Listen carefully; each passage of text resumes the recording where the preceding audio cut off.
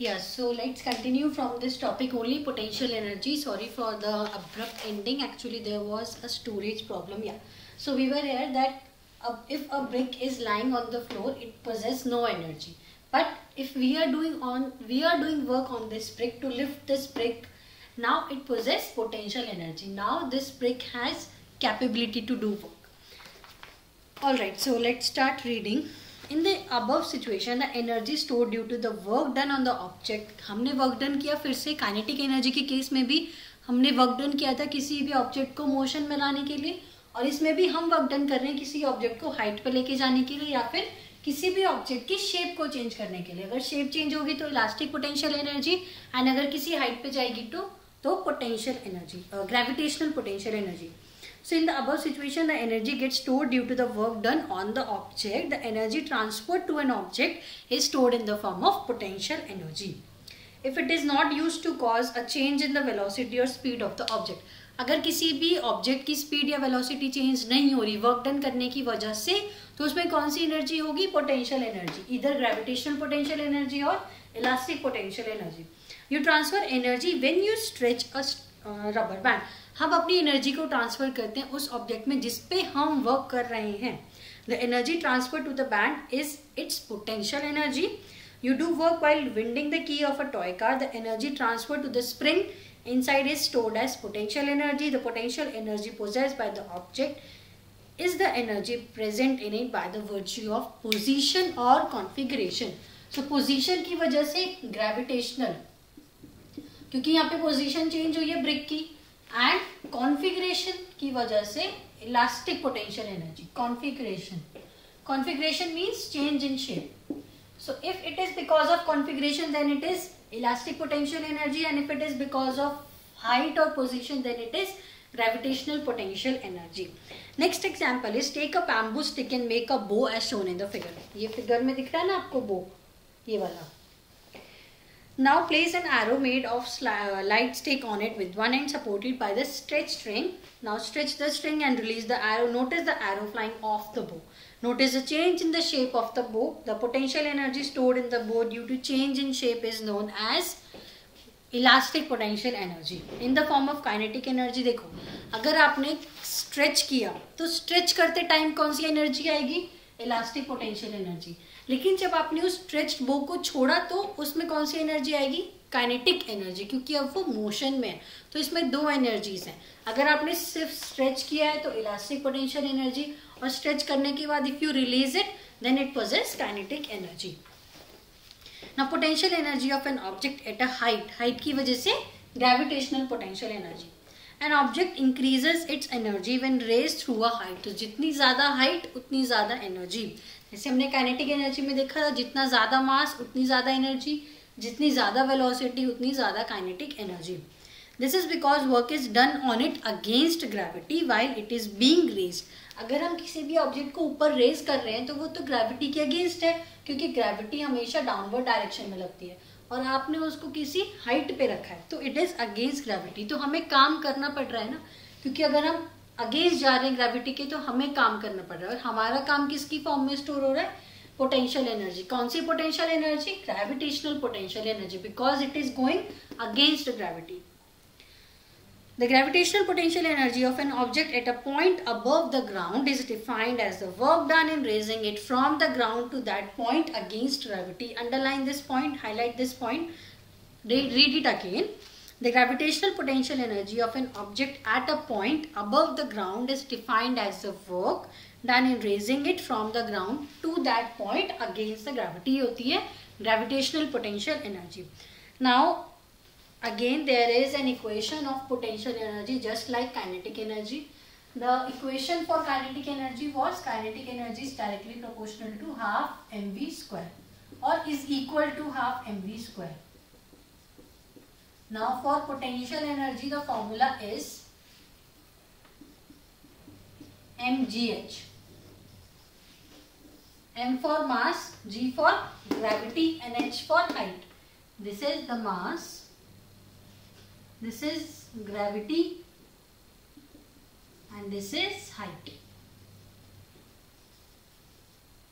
तो देखो potential energy भी तो दोनों चीजों पे डिपेंड कर रही है.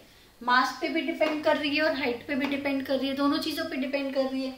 तो potential energy directly proportional to mass and potential energy directly proportional to height.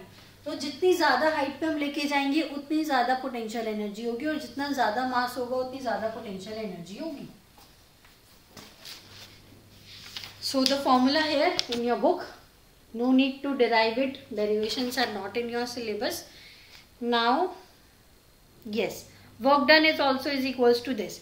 Consider this the minimum, work done is equals to force into displacement, and since work done on an object is equal to mgh, energy equal to mgh is gained by the object. तो इस case में भी जो work done होगा वो directly proportional होगा, क्योंकि हम वर्क कर रहे हैं, जितना ज्यादा हम वर्क करेंगे उतनी ज्यादा उस ऑब्जेक्ट में पोटेंशियल एनर्जी आएगी। जैसे जितना ज्यादा हम वर्क करते हैं किसी ऑब्जेक्ट को मूव करने में, उसमें उतनी ज्यादा काइनेटिक एनर्जी होती है। तो जितना ज्यादा हम वर्क डन करेंगे किसी भी ऑब्जेक्ट की पोजीशन में या कॉन्फ़िगरेशन में, तो उसमें उतनी ही ज्यादा पोटेंशियल एनर्जी आएगी। Next topic is, okay, next paragraph is, let's read this. More to know the potential energy of an object at height depends on the ground level or the zero level you choose. देखो potential energy तो कहीं पे भी हो सकती है। Suppose you are living on third floor, तो आपके लिए वो थर्ड फ्लोर ग्राउंड का काम करेगा, क्योंकि आप उस थर्ड फ्लोर से किसी ऑब्जेक्ट को रेज कर रहे हो ना, तो वो थर्ड फ्लोर आपके लिए ग्राउंड का काम करेगा। अगर आप सपोज ग्राउंड फ्लोर पे हो तो ग्राउंड फ्लोर आपके लिए ऑब्वियसली ग्राउंड। तो ये डिपेंड करता है कि आप किस पोजीशन में हो। ज़रूरी नहीं कि आपको बिल्कुल जीरो पे ही जाना होगा, ज़रूरी नहीं आपको ग्राउंड फ्लोर पे जाना होगा। अगर आप थर्ड फ्लोर पे हो, फिफ्थ फ्लोर पे हो, सेवन्थ फ्लोर पे हो, तो वही आपके लिए ग्राउंड फ्लोर होगा और वहीं से वो ऑब्जेक्ट अपनी हाइट को डिसाइड करेगा। The potential energy of an object at a height depends on the ground level और the zero level you choose. An object in a given position can have a certain potential energy with respect to one level and at different value potential energy with respect to another level. Suppose ये कोई floor है, ठीक है, ये ground floor है, ये first है, second है, थर्ड है, फोर्थ है। अगर कोई भी ऑब्जेक्ट फोर्थ फ्लोर पे है तो देखो ऑब्वियसली उसमें पोटेंशियल एनर्जी होगी, क्योंकि वो किसी हाइट पे है। लेकिन अगर आप इस हाइट से लेके उस ऑब्जेक्ट को इस हाइट पे लेके जाओगे तो तब भी उसमें पोटेंशियल एनर्जी आएगी, तब ये वाला ग्राउंड माना जाएगा, क्योंकि अब आपने यहाँ से उसको रेज किया है। तो अगर वो यहाँ पे रखा भी है ना, तो भी उसमें पोटेंशियल एनर्जी है, क्योंकि वो ग्राउंड से तो ऊपर है ना ऑब्जेक्ट। तो ये डिपेंड करता है कि आप कौन सी हाइट से चूज कर रहे हो। अगर वो ग्राउंड फ्लोर पे रखा है तो आप उसको फोर्थ फ्लोर पे लेके जाओगे, ऑब्वियसली उसमें पोटेंशियल एनर्जी आएगी। लेकिन अगर आप इस फोर्थ फ्लोर से भी उसको ऊपर लेके जाओगे तब भी उसमें एनर्जी आएगी, फोर्थ फ्लोर के रिस्पेक्ट में एनर्जी आएगी। तो ये बहुत रिलेटिव टर्म है। अगर आप थर्ड फ्लोर पे हो तो obviously you don't have any, अगर आपने कोई ऑब्जेक्ट रखा है, ऑलरेडी रखा हुआ है थर्ड फ्लोर पे, तो आप कहोगे उसमें कोई एनर्जी नहीं, लेकिन वो हाइट तो बहुत ऊंची है ना, वो तो ग्राउंड फ्लोर से बहुत ऊंचा है, तो ऑब्वियसली उसमें एनर्जी। तो ये एक रिलेटिव टर्म है। It is useful to note that work done by gravity depends on difference in vertical heights of the initial and final position. जो इनिशियल पोजीशन है और फाइनल पोजीशन है, इनके डिफरेंस पे वर्क डन डिपेंड करता है, potential energy वाला। And do not depend on the path along which the object is moved. अब देखो दो तरीके हैं इस ब्रिक को ऊपर लेके जाने के, एक तो आप स्ट्रेट लेके चले जाओ इस ब्रिक को, या फिर आप ऐसे ऐसे लेके जाओ। अब आपने इस ब्रिक को यहाँ रखा, अगर ये यहाँ थी और अब ये यहाँ आ गई है, तो देखो हाइट तो सेम है ना। दोनों केसेस में आपने 10 मीटर ही अबव रखा है उस ब्रिक को, लेकिन इस पे आपका पाथ जिगजैग है, इस पे आपका पाथ स्ट्रेट है। तो इसका मतलब क्या हुआ? Potential energy does not depend on path. Potential energy does not depends on path. तो ये पाथ पे डिपेंड नहीं करती, सिर्फ हाइट पे डिपेंड करती है। इनिशियल और फाइनल पोजीशन की हाइट क्या थी, इन दोनों का डिफरेंस क्या था, ये सिर्फ उस पर डिपेंड करता है। पाथ पे आप कोई भी पाथ से लेके जाओगे, हाइट मैटर करती है। 10 मीटर, 20 मीटर, 30 मीटर, चाहे वो कैसा भी रास्ता हो, बस आपको हाइट से मतलब है। Potential energy does not depend on path. ये इंपॉर्टेंट पॉइंट है, हाईलाइट करिए इसे। जैसा कि आपके बुक में भी दिया हुआ है, देखो ये एक स्ट्रेट पाथ है और एक जिगजैग पाथ है, तो पोटेंशियल एनर्जी को सिर्फ हाइट से मतलब होता है। Work done by gravity is independent of path taken. कौन सी potential energy? Gravitational potential energy. It is independent of path, independent of path taken. So it only depends on height and not on the path. In both the situation the work done on the object is mgh. mgh ही रहेगा क्योंकि potential energy का formula ही mgh होता है. चलो अब numericals करते हैं हम थोड़े काइनेटिक एनर्जी के और पोटेंशियल एनर्जी के. ये आपकी बुक में एग्जांपल दिया हुआ है. ये वाला एग्जांपल दिया हुआ है, ये करते हैं. इसमें बोला है an object of mass 15 kg. अब आपको पता कैसे चलेगा कि आपको काइनेटिक एनर्जी का फॉर्मूला लगाना है या पोटेंशियल एनर्जी का? ये आपको न्यूमेरिकल में जो गिवन है उसको देख के पता चलता है. देखो ये वाला न्यूमेरिकल रीड करो. N object of mass 15 kg. मास दोनों में कॉमन है, इसमें भी mv² है और इसमें भी mgh है, तो मास तो दोनों में कॉमन है, मास से पता नहीं चलेगा. Moving with uniform velocity of 4 metre per second. Velocity किस में आ रहा है?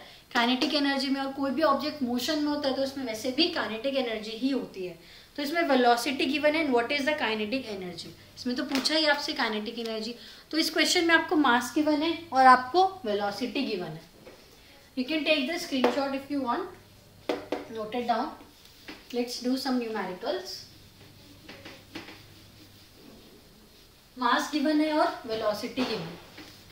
सबसे पहले ना न्यूमेरिकल सॉल्व करने का तरीका यही होता है, जो जो आपको गिवन है वो लिखिए. मास गिवन है 15 kg and velocity is 4 metre per second. आपने ये लिख लिया. आपको पूछा क्या है? काइनेटिक एनर्जी निकालनी है. तो साइड में फटाफट से काइनेटिक एनर्जी का फॉर्मूला लिखिए. अब देखो आपको मास में गिवन है, वेलोसिटी. इजी है काइनेटिक एनर्जी निकालना. फॉर्मूला को अप्लाई करिए. हाफ मास की वैल्यू है 15, 4 × 4, 2 2 4, 15 × 2 × 4, 15 2 30, 30 × 4, 120 metre per second. This will be the 120 joules. Metre per second तो स्पीड की यूनिट होती है ना, joules. Kinetic energy and potential energy दोनों की यूनिट जूल्स होती है. Now this is the answer of kinetic energy 120 joules. Easy है, बस जो गिवन है उसको लिखिए, फॉर्मूला लिखिए, अप्लाई करिए, इक्वेट करिए और आ जाएगा आपका answer 120 joules.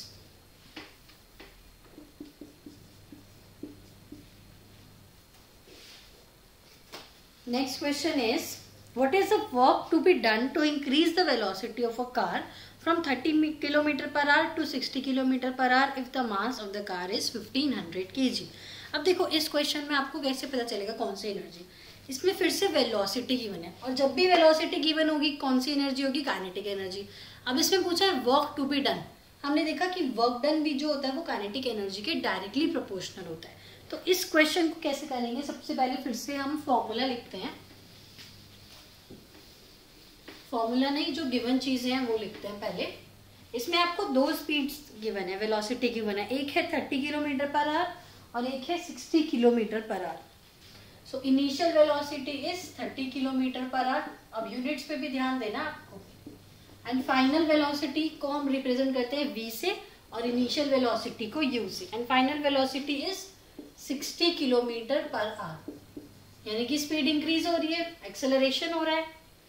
Mass is given to you 1500 kg. आपको क्या निकालना है? What is the work to be done. आपको वर्क डन निकालना है. आपको ये तो पता चल गया वेलोसिटी गिवन है, इसका मतलब ये काइनेटिक एनर्जी से रिलेटेड है. अब देखो काइनेटिक एनर्जी का फॉर्मूला होता है हाफ mv². तो पहले ये वाली वेलोसिटी रखते हैं, फिर ये वाली वेलोसिटी रखेंगे. मास तो ऑब्वियसली कार का मास तो सेम ही रहेगा, मास चेंज नहीं होता. Half into mass is 1500 into 30 into 30. अगर हम इसको कैंसिल करें, नाउ 15 इंटू 15 इजी. अब देखो ये आपको पहले जो इनिशियल वेलोसिटी थी उसको आपको इक्वेट करना था, लेकिन आपने एक चीज देखी, इसमें जो वेलोसिटी है वो km/h में गिवन है. लेकिन जो हमने अभी तक क्वेश्चन किए हैं उनमें सब में वेलोसिटी किस में गिवन थी? मीटर पर सेकेंड में. क्योंकि जो हमारी काइनेटिक एनर्जी की यूनिट होती है ना, जूल्स, वो मीटर पर सेकेंड के अकॉर्डिंग ही आई है. क्यों आई है मीटर पर सेकेंड के अकॉर्डिंग? क्योंकि देखो फॉर्मूला होता है हाफ mv². मास की यूनिट क्या होती है? kg. एंड वेलोसिटी की यूनिट क्या होती है? Metre per second. सो इसको मिला के ये यूनिट आती है जूल्स. तो ये मीटर पर सेकेंड के अकॉर्डिंग आई है. तो ये देखो आपको भी ये गलती नहीं करनी कभी भी. जो गिवन है डायरेक्टली ऐसे आपको इजीली सॉल्व नहीं करना. मतलब जो डायरेक्टली गिवन, एक बार देखो यूनिट्स कैसे दी हुई है, km/h में दी हुई है या मीटर पर सेकेंड में. क्योंकि जब भी आप काइनेटिक एनर्जी निकालोगे या पोटेंशियल एनर्जी, हमेशा आपको यूनिट कन्वर्जन का ध्यान रखना है। तो डायरेक्टली आप लिखने मत लग जाना, आपको क्या करना है, सबसे पहले यूनिट को कन्वर्ट करना है। 30 किलोमीटर पर आवर दिया हुआ है, आपको इसको मीटर पर सेकेंड में करना है। अब देखो आपको बड़ी यूनिट से छोटी यूनिट में जाना है कन्वर्ट करने के लिए, तो आप क्या करोगे, 30 इंटू 5/18 करोगे। ये इजी मेथड होता है कन्वर्ट करने का, आप इससे इजीली उसको कन्वर्ट कर सकते हो। अब अगर हम इसको कैंसिल करेंगे 2 से, 2 15 30 एंड 2 9 18, अभी भी ये कैंसिल नहीं होगा, यानी कि डेसिमल्स में आएगा या फिर फ्रैक्शन में आंसर आएगा।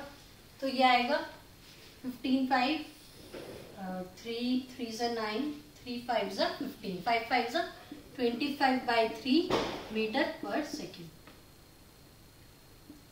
जब भी बड़ी यूनिट से छोटे यूनिट में जाना है तो किससे कन्वर्ट करोगे, 5/18। अगर आपको किलोमीटर पर आवर से मीटर पर सेकेंड में जाना है तो किससे मल्टीप्लाई करोगे, 5/18 से।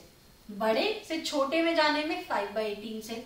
अगर मीटर पर सेकेंड से किलोमीटर पर आवर में जाना है तो ये बड़ी यूनिट है, तो ऊपर बड़ी यूनिट आएगी और नीचे छोटे डिजिट आएगी। तो ये एक ट्रिक होती है आपको कन्वर्जन के लिए। फिर से सुनो, अगर बड़ी यूनिट से छोटी यूनिट में जाना है, छोटी यूनिट में जाना है तो ऊपर जो न्यूमरेटर होगा वहां पे भी छोटे डिजिट आएगी 5/18। और अगर छोटी यूनिट से बड़ी यूनिट में जाना है, क्योंकि किलोमीटर पर आवर बड़ी यूनिट होती है मीटर पर सेकेंड से, तो ऊपर भी बड़ी डिजिट आएगी। छोटी से छोटा आएगा न्यूमरेटर, अगर बड़ी में जाना है तो न्यूमरेटर बड़ा आएगा। तो यहाँ पे हमें बड़ी यूनिट से छोटी यूनिट में जाना था, इसीलिए 5/18 किया। आंसर क्या आया, 25/3। अब इसको भी कन्वर्ट कर लेते हैं हम, 60 इंटू 5/18। किलोमीटर पर आवर से मीटर पर सेकेंड में जाना है हमें। अब हम 3 से कैंसिल करते हैं, 3 2 6 3 9 18। अब कैंसिल होगा क्या ये, और देखो और कैंसिल होगा, ये नहीं होगा। तो 5 2 10, 100/9। ये आंसर आ गया इसका 100/9। अब हम यहां से सॉल्व करना शुरू करते हैं।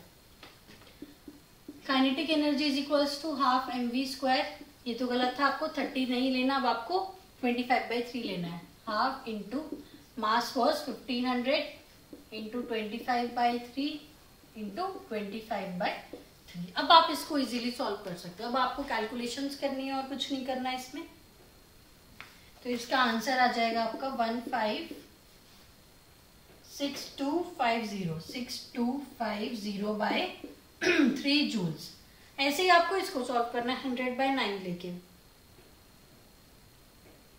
या फिर 50/3 कुछ भी ले सकते हो, 100/9 या 50/3। Kinetic energy is equals to half mv²। Mass will remain the same, that is 1500 into 50/3 into 50/3।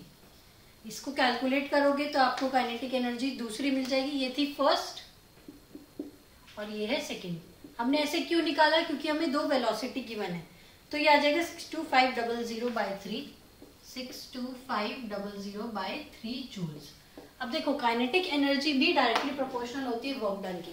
अब एक फॉर्मूला होता है वर्क डन का, difference in kinetic energy, delta kinetic energy, यानी कि डिफरेंस। अब हमें इन दोनों का डिफरेंस निकालना है, वही हमारा आंसर होगा वर्क डन का। So work done is equals to difference in kinetic energy. Kinetic energy final 2 minus kinetic energy 1। अब आप अगर सब्ट्रैक्ट करोगे तो आपको ये आंसर मिल जाएगा, जो कि होगा 156250 जूल्स। वर्क डन की एनर्जी भी क्या होती है, जूल्स। तो ये आ गया आपका आंसर वर्क डन का। तो ये वर्क डन का फॉर्मूला होता है final kinetic energy minus initial kinetic energy, second minus 1, क्योंकि हमेशा फाइनल वाली ज्यादा होगी, फाइनल माइनस इनिशियल से आपका आंसर आ जाएगा। तो जब भी आपको 2 वेलोसिटी गिवन होंगी, सबसे पहले आपको ये चेक करना है कि यूनिट क्या है। चाहे 2 नहीं गिवन हो, चाहे 1 भी गिवन हो, हमेशा यूनिट्स को देखो। अगर बड़ी यूनिट से छोटी यूनिट में जाना है तो 5/18 से मल्टीप्लाई करते हैं, और अगर छोटी यूनिट से बड़ी यूनिट में जाना है तो 18/5 से मल्टीप्लाई करके फॉर्मूला लगाएंगे और वर्क डन का फॉर्मूला आ जाएगा फाइनल माइनस इनिशियल वाला। ये थे काइनेटिक एनर्जी के कुछ क्वेश्चन। अब एक क्वेश्चन हम देखते हैं पोटेंशियल एनर्जी का। पोटेंशियल एनर्जी का भी देखो सेम केस होगा। अगर दो डिफरेंट हाइट्स गिवन है, वर्क डन निकालना है तो वो भी सब्ट्रैक्ट करके आ जाएगा, final potential energy minus initial. So let's do a numerical on kinetic energy. So work done का फॉर्मूला पता चल गया, final kinetic energy minus initial kinetic energy, and same for potential energy, final potential energy minus initial potential energy. Now this question in your book, question is find the energy possessed by an object of mass, how much mass, 10 kg, when it is lifted to a height. अब देखो height given है, इसका मतलब कौन सी energy निकालनी है, potential energy. height is 6 meter above the ground और आपको g की वैल्यू क्वेश्चन में गिवन आएगी। g की वैल्यू है 9.8। अब देखो फॉर्मूला लगा दो, इजी है, बस सब्स्टिट्यूट करनी है वैल्यूज, mgh 10 इंटू 9.8 इंटू 6, बस सब्स्टिट्यूट करो, ये कैलकुलेट करोगे आंसर आ जाएगा 588 जूल्स। 588 जूल्स। ये था क्वेश्चन पोटेंशियल एनर्जी पे। एक और क्वेश्चन देखते हैं, ये वाला जो आपकी बुक में गिवन है। An object of mass 12 kg at a certain height, mass कितना है 12 kg at a certain height above the ground, if the potential energy of, अब देखो इस क्वेश्चन में potential energy given है, if the potential energy of the object is 480 joules, find the energy at which the object is with respect to the ground. अब आपको इस case में height निकालनी है, g आपको गिवन है 10 मीटर पर सेकेंड स्क्वायर, आपको निकालनी है हाइट। फिर से सेम, बस इजी है, सब्स्टिट्यूट करनी है वैल्यूज, mgh मास गिवन है 12 kg, g लेना है 10, h आपको फाइंड आउट करना है, ये आपको 480 गिवन है, तो बस 480 upon 12 into 10 is equals to height. 0 से 0 cancel, 12 1 12, 12 4 48, answer is 4 meters. The height will be 4 meter above the ground. Easy. तो ये थे सारे क्वेश्चंस काइनेटिक एनर्जी के, पोटेंशियल एनर्जी के। ऐसे ही आपको सारे क्वेश्चन करने हैं, बस आपको फॉर्मूला सब्स्टिट्यूट करने हैं, फॉर्मूलाज में वैल्यू सब्स्टिट्यूट करनी है और वर्क डन निकालना है। जब भी चाहे वो काइनेटिक एनर्जी में हो या पोटेंशियल एनर्जी में, वर्क डन का फॉर्मूला होगा फाइनल माइनस इनिशियल। अगर काइनेटिक एनर्जी है तो final kinetic energy minus initial kinetic energy, potential है तो final potential minus initial. So this was all about kinetic energy and potential energy. Next topic जो है वो है लॉ ऑफ कंजर्वेशन। ये आपके टॉपिक में नहीं है, हम कल पढ़ेंगे पावर से और एक बार मैकेनिकल एनर्जी का एग्जांपल और देखेंगे। So that was all about today. Thank you for watching and see you in the next one. Do subscribe to the channel and join the Telegram group for more updates. Thank you. Bye bye. See you in the next one.